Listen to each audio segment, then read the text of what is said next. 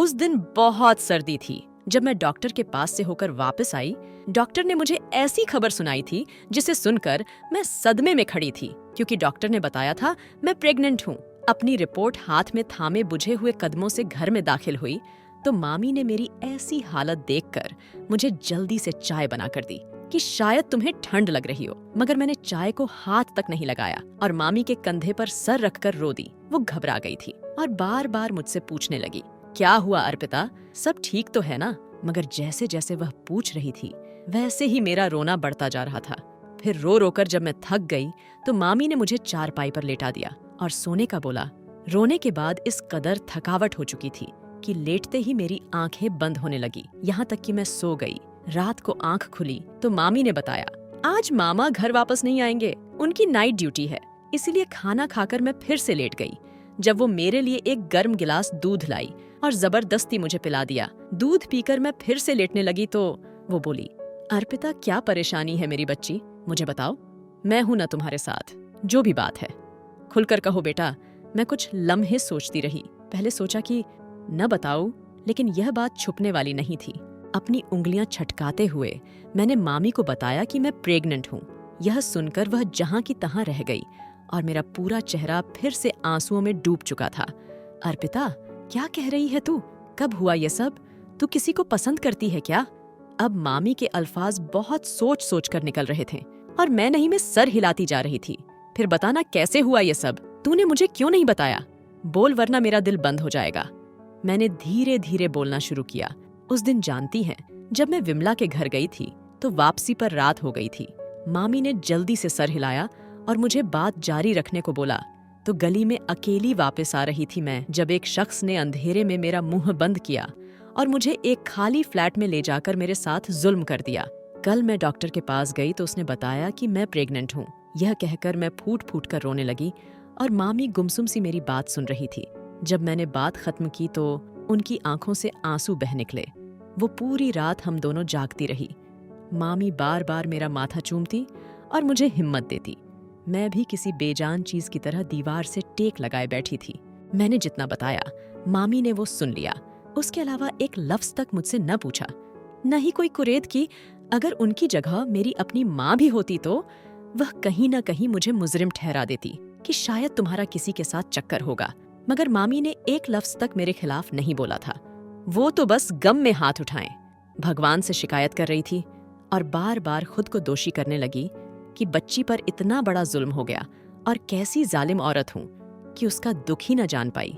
इसमें गलती उनकी नहीं थी, क्योंकि जिस दिन मेरे साथ यह सब हुआ था उस रोज मेरे कजिन यानी मामी के बेटे का रिसेप्शन था और रिसेप्शन के बाद मैं विमला को उसके घर छोड़ने गई थी, क्योंकि अकेले जाते हुए वो बहुत डरती थी और उसका भाई भी शहर में नहीं था।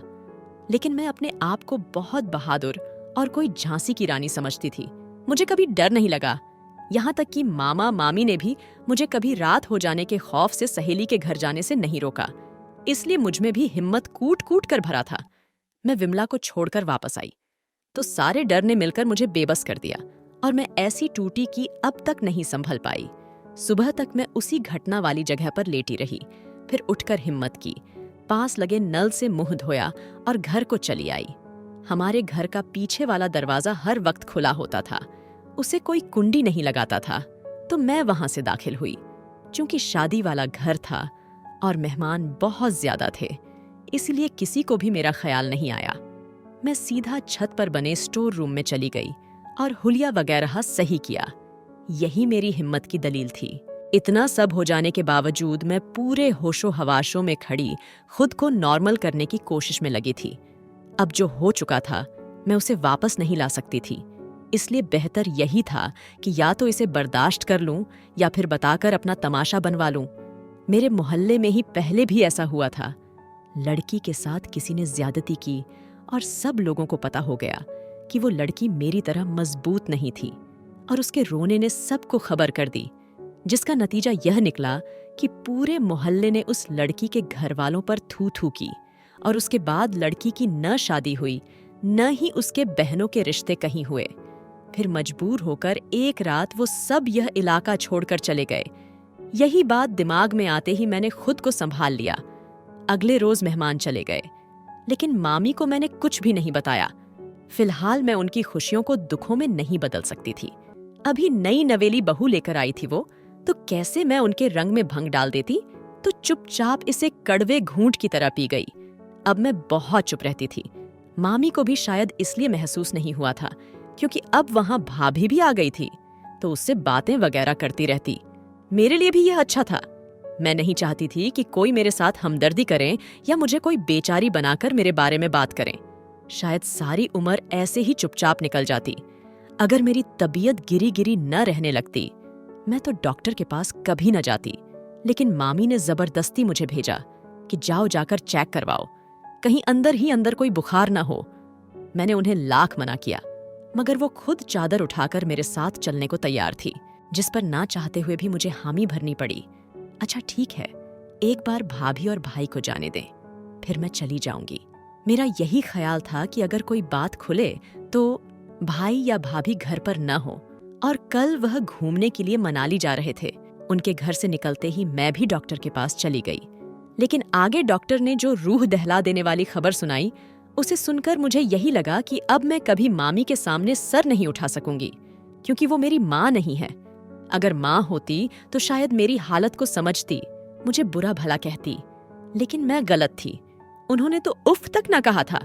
उस वक्त मुझे खुद पर बहुत शर्मिंदगी हुई कि पूरी जिंदगी इस मामी की मोहब्बत तले गुजार दिए और आज तक मैं इन्हें समझ न पाई।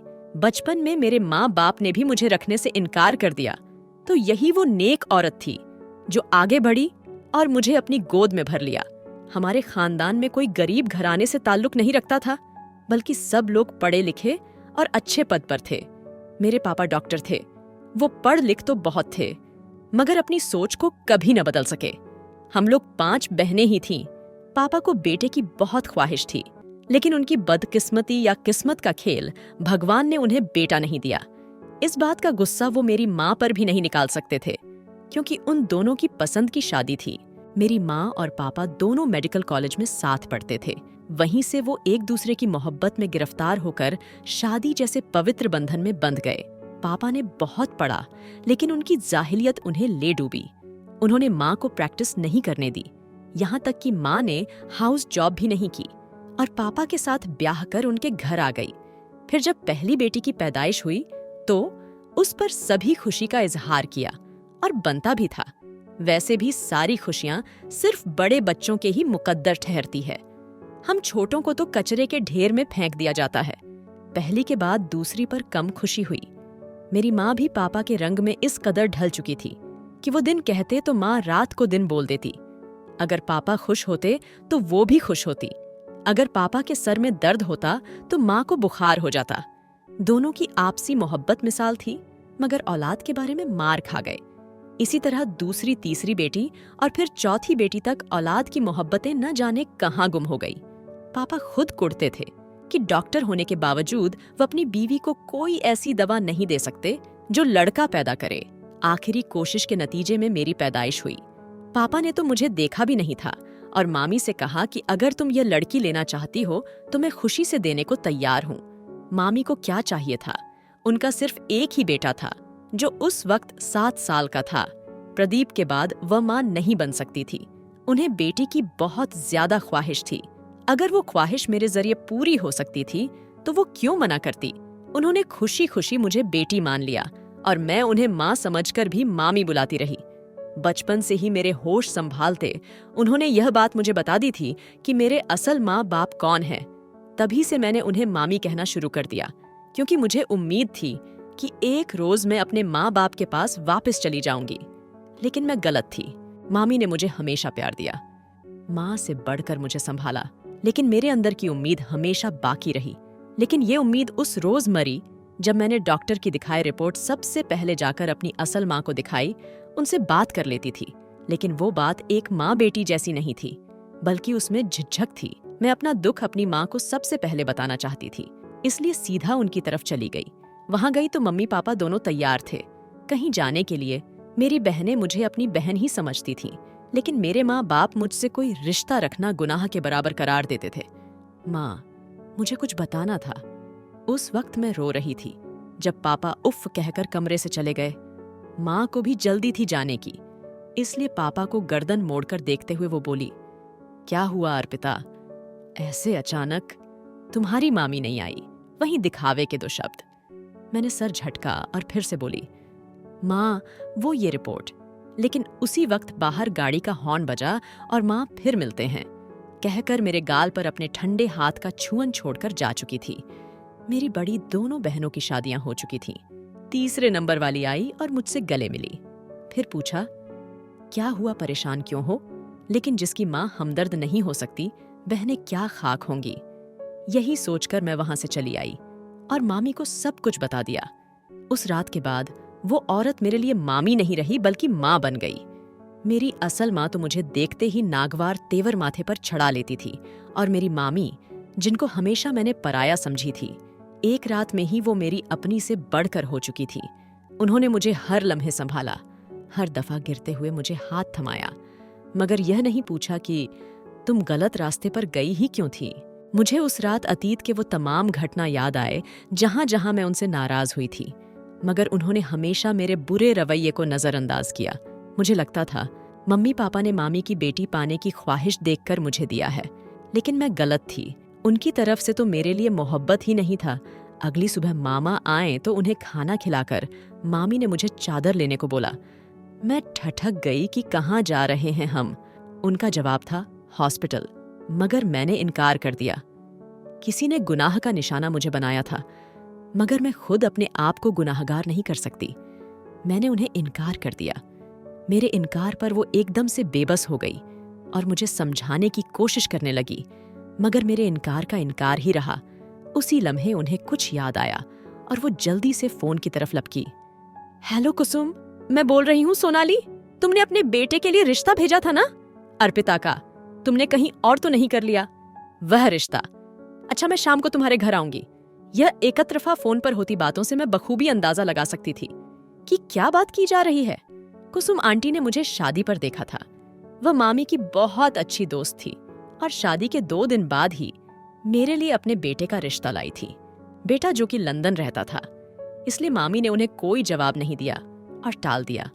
वैसे भी अभी वो मेरी शादी करने के हक में नहीं थी, लेकिन इस वक्त उस रिश्ते का याद आना, मैं बखूबी समझ गई थी। मामी नहीं करें, मुझे शादी अभी नहीं करनी प्लीज। फिर मामी ने मुस्कुराकर प्यार से मेरे माथे को चूमा और समझाने लगी। अर्पिता, मैं जानती हूँ कुसुम को। मुझे यकीन है वह बंदी मेरा मान रख लेगी। और बेटा, अगर तुम अबॉर्शन नहीं करवाना चाहती तो हम कैसे इन सब हालातों से निपट सकेंगे? इसलिए बेहतर यही है कि तुम्हारी शादी कर दी जाए। मगर मेरी बात वहीं थी, मुझे शादी नहीं करनी। फिर आधे घंटे की बहस के बाद वो तंग आ गई और गुस्से से बोली कि शादी तुम्हें करनी होगी। मैं अपनी बेटी के लिए गलत अल्फाजों में ताने बर्दाश्त नहीं कर पाऊंगी, और इल्जाम भी वो जिनमें तुम शामिल ही नहीं। उस वक्त मुझे खुद पर नाज आ रहा था। कितनी अच्छी औरत को मेरी माँ चुना गया है। उनके डांटने पर मैं खामोश हो गई और हामी भर ली। शाम को वह कुसुम आंटी के घर गई तो 2 घंटे बाद लौटी। वापसी पर उनका चेहरा एक हल्की सी मुस्कुराहट से चमक रहा था। इस कदर इत्मीनान मैंने कल शाम के बाद आज उनके चेहरे पर देखा था। मैं चुपचाप कमरे में ही बैठी रही। जब वह खुद आकर मुझे बताने लगी, मैंने कुसुम से बात की है, उसे तमाम हकीकत बता दी, और यह भी कि तुम एक्सपेक्ट कर रही हो और जानती हो उसे कोई ऐतराज नहीं। उसने वादा किया है कि कभी इस राज की भनक किसी को नहीं लगने देगी और बेटियों की मान के साथ तुम्हें रखेगी।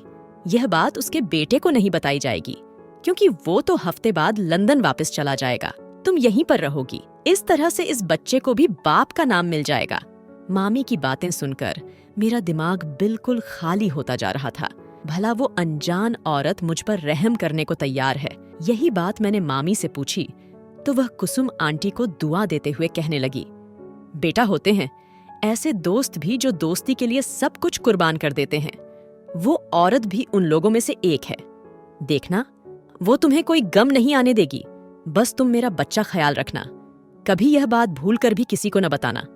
लेकिन मेरे दिमाग में एक और सवाल हलचल करने लगा, तो मैंने पूछा, मामी ऐसे तो जल्दी होगा तो दुनिया को क्या जवाब देंगे? मेरी बात का मतलब वो समझ गई और बोली, कह देंगे प्रीमेच्योर बेबी है। उस बात से कुछ तसल्ली हुई तो मेरे अंदर भी कुछ करार पड़ने लगा। यह हालात तो पार कर लिया था। इसके बाद सबको शादी के लिए राजी करने और इजाजत लेने का था। सबसे पहले तो जब मामा को यह बात पता चली तो उन्होंने ऐतराज किया कि अभी तो प्रदीप की शादी की है और हफ्ते के अंदर ही अर्पिता का शादी भी करना चाहती हो, भला क्या कहेंगे खानदान वाले। मगर मामी को खानदान की परवाह नहीं थी, उन्हें बस मेरी विदाई की परवाह थी और इसके लिए सबसे ज्यादा जरूरी मामा की इजाजत थी। न चाहते हुए भी उन्हें मामा को सब कुछ बताना पड़ा और इसे बताने पर शादी से पहले जितने दिन भी वहां रही, मामा से मुंह छुपाना पड़ता। मुझे बहुत शर्मिंदगी होती थी। मामी की द्वारा हकीकत बताने पर उन्हें भी बस चुप्पी रखनी पड़ी। मामी ने मेरे माँ बाप को बस बता दिया कि वो मेरी शादी कर रहे हैं। उन्होंने और कुछ उनसे न पूछा। उन्हें डर था कि अगर उन्होंने भी कोई ऐतराज कर दिया तो फिर क्या सबको असल वजह बताती फिरेंगी। मगर उन्हें तो मुझसे कोई मतलब ही नहीं था। उन्होंने भी बस अच्छा कहकर बात खत्म कर दी। मामी ने ही मेरी शादी की, पूरी शॉपिंग की और सारा दहेज तैयार किया, जिसमें से बहुत सारा तो वो मेरे बचपन से ही जोड़ती चली आ रही थी। मैं बस गुमसुम सी सारे हंगामे को देख रही थी। मेरे दिल में न कोई खुशी थी न ही कोई ख्वाब, बल्कि मैं खुद को इस कदर मैला समझ रही थी कि हद नहीं। खानदान वालों ने यह सवाल जरूर उठाया कि अगर अप्रिता की भी शादी करनी थी तो हफ्ता पहले प्रदीप के साथ इसे निपटा देती। अब तो हमें छुट्टियां नहीं मिलनी। पहले ही स्कूलों से बच्चे हफ्ते भर की छुट्टी कर चुके हैं, जिस पर मामी ने यही कहा कि कोई मसला नहीं, बच्चों की पढ़ाई में कोई कमी नहीं आना चाहिए। अगले साल जब सब लोग फ्री होंगे तो मैं उन्हें एक शानदार दावत दे दूंगी। सब लोग ही बुदबुदाकर चुप कर गए कि पैसा दिखाती है, यह है, वो है। मगर मामी को कोई फर्क नहीं पड़ा। विदाई से पहले वह बात बात पर रोने लगती, मुझे गले से लगाकर कई कई मिनट दिलासा देती। मैं भी उस हफ्ते में उनसे तमाम प्यार दिखा रही थी। जिस दिन रिश्ता तय हुआ तभी उन्होंने मुझे डपट कर कहा, अर्पिता, ये हफ्ता तुम अपना हर गम भूल जाओ, इसे मनाओ, एंजॉय करो।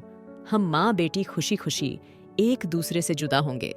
इन दुखों के बोझ के लिए तो सारी उम्र पड़ी है। मैंने न चाहते हुए भी यह बात मान ली, मगर अंदर ही अंदर यह दुख हर वक्त मुझे काट खाने को दौड़ता रहा था। आखिर वह दिन भी आ गया जिसे मामी ने इतने अरमान सजाए थे। लेकिन अब मैं विदा भी हो रही थी तो कैसे न कोई मेहंदी, न कोई संगीत। सीधा शादी के बाद विदाई शादी में सिर्फ मेरे माँ बाप थे और उस वक्त भी पापा बार बार घड़ी को देख रहे थे। उन्हें यह रवैया अपनाए देखकर मैंने बहुत से आंसू अपने अंदर उतारे और मामा मामी को ही माँ बाप का दर्जा देकर विदा हुई। मेरी सास बहुत अच्छी औरत थी। मुझे घर लाते ही सबसे पहले गरीबों में खूब दान किया। उस वक्त उनकी आंखों से आंसू बह रहे थे। बाकी सब ठीक था, लेकिन मेरी सास ने शादी पर बोल दिया था कि अर्पिता घूंघट करेगी। अरुण यही चाहता है कि उसकी दुल्हन घूंघट ओढ़े, इसलिए मैरिज हॉल से लेकर घर तक मैं घूंघट में ही रही। चूंकि सब अपने थे तो किसी को ऐतराज नहीं हुआ। कमरे में भी मुझे सांस ही छोड़कर आई और बगैर कोई नसीहत किए मेरा माथा चूमकर वापस चली गई। अरुण भी बहुत अच्छे थे। वैसे भी एक रात में उन्हें मैं कितना जान सकती थी। उन्होंने तो मुझे पर्दे या घूंघट के बारे में कुछ नहीं बोला और यही कहा कि मैं जल्द तुम्हें लंदन बुला लूंगा। फिलहाल तुम्हारा वीजा और बाकी कागजात बनने में कुछ वक्त लगेगा। मेरे लिए यह खबर दुखी का नहीं बल्कि खुशी का था कि इस तरह मैं अपने साथ बंधे झूठ को संभालने में कामयाब हो जाऊंगी। सास ने मुझे इतना अच्छा समझाया था कि मैं अपने तमाम डर पीछे छोड़कर अरुण की दुल्हन बनी बैठी थी। सबसे बड़ा सहारा मुझे सास का था और मेरे लिए यह एक सुकून की बात थी। अगले रोज रिसेप्शन से पहले सास मेरे पास आई और बोली, अर्पिता, जो कुछ भी है वह तुम्हारे और मेरे दरमियान है। बेटा, भूल कर भी किसी के सामने जिक्र न करना। बाकी सब मैं देख लूंगी। और एक बात, तुम अपने ससुर से भी घूंघट करोगी। मैं कोई रिवायती औरत नहीं हूँ, लेकिन तुम्हारे भले के लिए कह रही हूँ, उनसे घूंघट करना। बाकी तुम्हारी जो फरमाइश ख्वाहिश हो तुम मुझे बता सकती हो। मैं अपनी बेटी को कभी भी दुखी नहीं देख सकती। सास की घूंघट वाली बात मुझे अजीब लगी, मगर मैं चुप रह गई। अब शायद बहुत सी बातों पर चुप ही करना था। रिसेप्शन पर भी मैंने सास की कहने के मुताबिक घूंघट ओढ़ा और रिसेप्शन के हफ्ते बाद ही अरुण भी लंदन चले गए। उनका रवैया मेरे साथ ठीक था, लेकिन बहुत अच्छा नहीं था। मुझे बहुत मर्तबा वह लंदन के बारे में बता चुके थे। वहाँ माहौल ऐसा है वैसा है। इंडिया में मुझे घुटन होती है, यहाँ के लोग हुकूमत करना जानते हैं और बहुत कुछ। मैंने बहुत मर्तबा उनका दिल इंडिया के बारे में साफ करने की कोशिश की, मगर हर मर्तबा ही वो खफा हो जाते। तो धीरे धीरे मैंने ही इस टॉपिक पर बात करना बंद कर दी। लंदन जाकर भी मैं ही उन्हें फ़ोन करती, वो मुझे फ़ोन नहीं करते थे। अगर कभी फ़ोन न करने का शिकवा करती तो कहते काम बहुत है, और वैसे भी तुम तो इंडियन ही रहोगी, जिसे बंदा फ़ोन न करें तो जुर्म हो जाता है। इसलिए मेरा यह शिकवा भी दम तोड़ गया। मैं अब पूरा दिन कमरे में ही रहती। घर में काम वाली थी, खाना सास खुद पकाती थी। मुझे रोज सुबह बिना नागा किए फल और जूस लाकर देती थी और किसी काम को भी हाथ ना लगाने देती। मैं आजिज आ चुकी थी, इतनी बोरियत कभी महसूस नहीं हुई। ससुर भी अक्सर पूरा पूरा दिन बाहर ही होते थे। एक रोज सास समेत घर में कोई भी मौजूद नहीं था और मेरा दिल चाट खाने का कर रहा था। बाहर का दरवाजा लॉक करके मैं किचन में आई और मजे से चाट बनाने लगी। बहुत दिनों बाद आज़ादी महसूस हो रही थी और अच्छा भी लग रहा था, वरना हर वक्त ससुर के डर से दुपट्टा सर पर ही जमाए रखती। मैं चाट बनाकर जैसे ही पलटी, किचन के दरवाजे पर ससुर अभी अभी ही आए थे और अपना बात अधूरा छोड़कर मुझे हैरत से देखने लगे। वो शायद पानी मांग रहे थे। मैंने जल्दी से दुपट्टा ओढ़ा और उन्हें पानी का गिलास थमाया, मगर वह गुमसुम खड़े बस मुझे ही देखते जा रहे थे। मेरे जल्दी से घूंघट ओढ़ने पर वो बोले, रहने दो, अब क्या फायदा, तुम्हारी सास मुझसे जो छिपाना चाह रही थी मैंने वो देख ही लिया है। सास ठीक ही कह रही थी जो मुझे घूंघट का बोला था, क्योंकि मेरी वजह से ससुर की जान ही चली गई। हाँ, उन्हें सदमा पहुंचा था, बहुत बड़ा सदमा। सास जब वापस आई तो ससुर चारपाई पर लेटे सीना मसल रहे थे। उन्हें फटाफट अस्पताल ले जाया गया। डॉक्टर अंदर उनका जांच कर रहे थे। जब मैंने सास को सब कुछ बता दिया कि ससुर जी ने मेरी शक्ल देख ली है, वो बेचारी मुझे क्या कहती, बस मेरे सर पर हाथ फेरकर भगवान से प्रार्थना करने लग गई। कुछ देर बाद डॉक्टरों ने बताया कि मरीज की हालत बहुत नाजुक है, शायद उनका ये आखिरी लम्हा है, जिसे मिलना है मिल सकता है। आपके मरीज को बहुत गहरा सदमा पहुंचा है, इसलिए उनके पास बहुत कम वक्त बचा है। सास जल्दी से कमरे में गई और 5 मिनट बाद मुझे अपने साथ उस कमरे में ले गई। ससुर जैसे मेरे ही इंतजार में बैठे थे। सास को देखकर बोले, कुसुम, मैं कोई बोझ अपने सीने पर लेकर नहीं जाना चाहता। अगर तुम इजाजत दो तो क्या मैं बहू को बता दूं? सास ने रोते हुए इस बात में सर हिला दिया। ससुर फिर मेरे सामने अपने दोनों हाथ जोड़कर बोले, बेटी हमें माफ कर देना, हम दोनों ने माँ बाप के किरदार को बखूबी नहीं निभाया। मैं हैरत से उनकी बातें सुन रही थी। भला इस सब से मेरा क्या ताल्लुक? आप क्या कहना चाह रहे हैं? आखिरकार मैंने पूछ ही लिया, बेटा क्या तुम्हें याद है तुम्हारे साथ वो जुल्म किसने किया था? इस बात पर मैंने चौंक कर सास को देखा तो वो सर झुका ली। नहीं, मेरे नहीं बोलने पर वो बहुत दुखी हुए। तुम्हारे साथ वो मेरे बेटे ने किया था, अरुण ने, जो अब तुम्हारा पति है। आसमान टूटना क्या होता है, मुझे उस वक्त मालूम हुआ था। मैं शॉक्ड होकर ससुर को देखती ही रह गई। जब वो आखिरी हिचकी लेकर अपने तमाम बोझ से आजाद हो गए, उनके अंतिम संस्कार के बाद जब कुछ हालात रूटीन पर आए तो सास खुद ही मेरे कमरे में चली आई। जो बात मैं उनसे पूछना चाह रही थी उन्हें भी बताने की उतनी ही बेताबी थी। बिना कुछ पूछे ही वो बोलने लगी, उस दिन जो बात तुम्हारे ससुर अधूरी छोड़ गए थे, आज वो मैं पूरी करने आई हूँ। मेरा बेटा बचपन से ही इंग्लिश स्कूलों में पढ़ा है, जिससे उसकी जुबान के साथ साथ सोच भी अंग्रेजों वाली हो गई है। उसे इंडिया हमेशा से ही खलता था, तभी उसने लंदन में शादी कर रखी है। जब वो यहाँ वापस आया तो मैं नहीं जानती तुम उसे कहाँ मिली। उस दिन वो नशे में चूर घर से निकला था और फिर तुम्हारे साथ ज्यादती करने के बाद वह इसी नशे की हालत में वापस घर आया। हम दोनों ही उसके लिए जाग रहे थे, मगर घर आते ही वह बेहोश हो गया। लेकिन नशे की हालत में वो तुम्हारी बातें कर रहा था। उसी वक्त उसे होश में लाने के लिए डॉक्टर को बुलाया, जिसकी कोशिश से वह होश में तो आ गया। तो मैंने उससे पूछा और जवाब में उसने बताया कि वो लड़की कहाँ पड़ी है। हम दोनों रात के अंधेरे में तुम्हें ढूंढते वहां तक पहुंचे। मैं नहीं जानती थी कि मेरी सहेली के घर ही मेरा बेटा डाका डालेगा।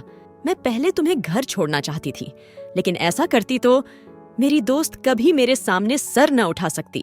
लेकिन तुम मेरी दोस्त की बेटी हो, यह बात मेरे पति नहीं जानते थे। बाकी एक नॉर्मल अंदाज में मैंने तुम्हारे लिए रिश्ता भेजा और बेटे को भी नहीं बताया कि तुम वही लड़की हो। उसे कौन सा याद था? तभी मैंने तुम्हें ससुर से पर्दा करने को बोलती थी। अब यहाँ रहना या न रहना तुम्हारा फैसला है, लेकिन यह बात दिमाग में रखना कि मेरा बेटा कभी राह पर नहीं आएगा। यहाँ रहकर अपनी जिंदगी शुरू करो, बजाय उसका इंतजार करने के। मैं बस खामोशी से सास की बातें सुन रही थी और फिर जाकर मामी को सब बताने के बजाय मैंने चुपचाप वहां रहना कबूल किया। अगर ऐसा न करती तो समाज मुझे कबूल न करता। अब मेरा पति वापस आए या न आए मुझे फर्क नहीं पड़ता, लेकिन मेरा एक बहुत प्यारा बेटा है जिसकी परवरिश मैं ऐसे करूंगी जो लड़कियों की इज्जत करना जानता हो। दोस्तों, उम्मीद करती हूँ आपको हमारी कहानी पसंद आई होगी। कहानी पसंद आई है तो वीडियो को लाइक करें, चैनल पर नए हैं तो चैनल को सब्सक्राइब करें और हाँ, नोटिफिकेशन को जरूर दबाएं ताकि अगली अपडेट सबसे पहले आपको मिले।